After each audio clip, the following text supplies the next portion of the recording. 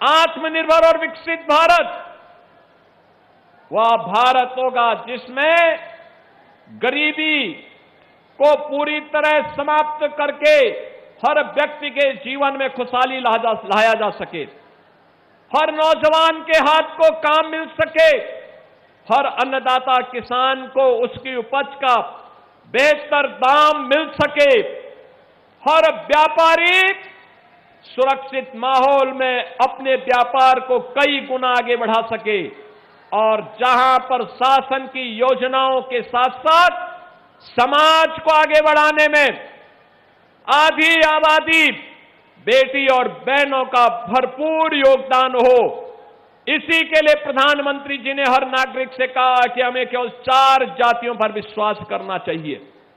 ये 4 जातियां हैं गरीब, अन्नदाता किसान, महिलाएं और युवा। ये 4 जाति के अलावा और जाति नहीं। याद करना, जो बांटने वाले लोग हैं ये वही लोग हैं जो सालार मसूद गाजी को सम्मानित करते हैं, जो असला लहराते हुए दुर्दांत माफियाओं के लिए उनके सामने नाक रगड़ते हुए दिखाई देते थे। ये वही लोग हैं, याद रखना, ये वही लोग हैं जो लोग माफिया की कब्र में जाकर के फतिया पढ़ते हैं, फतिया पढ़ने का काम करते हैं। आज बहनों और भाइयों, आप देख रहे होंगे गाजीपुर के अंदर भी, गाजीपुर के अंदर आज हमारे स्पिरिचुअल टूरिज्म से जुड़े हुए स्थान का पुनरुद्धार हो रहा है। गाजीपुर लोहरी काशी भी कहा जाता है, इसका अपना आध्यात्मिक महत्व है।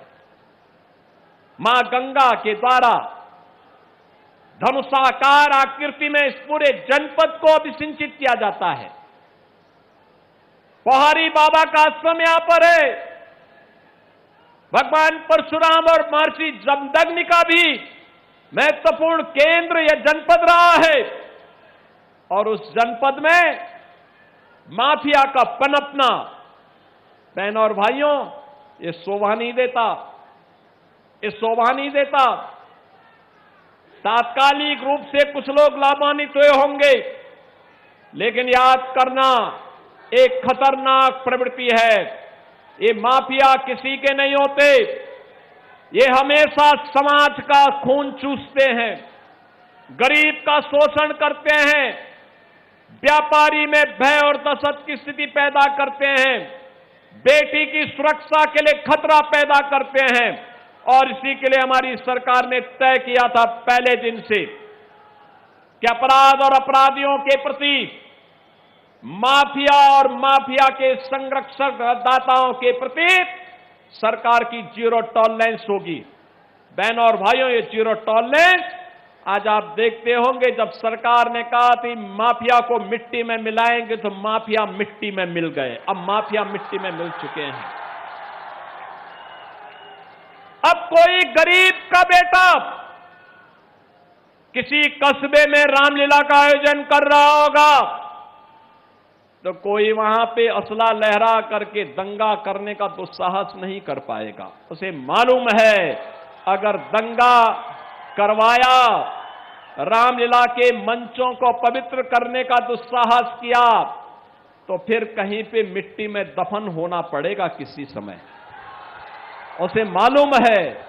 और इसलिए बहनों और भाइयों, मैं तो आप सबका आह्वान करूंगा, एक नए भारत के निर्माण के लिए हमें आगे बढ़ना पड़ेगा। अपनी उस गौरवशाली अतीत की ओर देखना पड़ेगा, जिस गौरवशाली अतीत के लिए कभी इसी धरती से पूर्व विधायक श्री कृष्णानंद राय ने लड़ाई आगे बढ़ाई थी। याद करिए ना,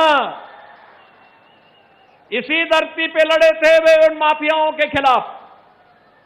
लेकिन सत्ता के संरक्षण में पल्ले माफियाओं ने किस निर्ममता और बर्बरता के साथ कृष्णानंद राय समेत यहां के 7 युवाओं की निर्मम हत्या कर दी थी। याद करिए, सारे प्रमाण होने के बावजूद उन माफियाओं को सत्ता का संरक्षण प्राप्त होता रहा। लेकिन आज हम कह सकते हैं माफिया को कोई संरक्षण नहीं मिल सकता, और अगर कोई संरक्षण देगा तो उसकी दुर्गति तय है, इसको भी हर व्यक्ति जानता है।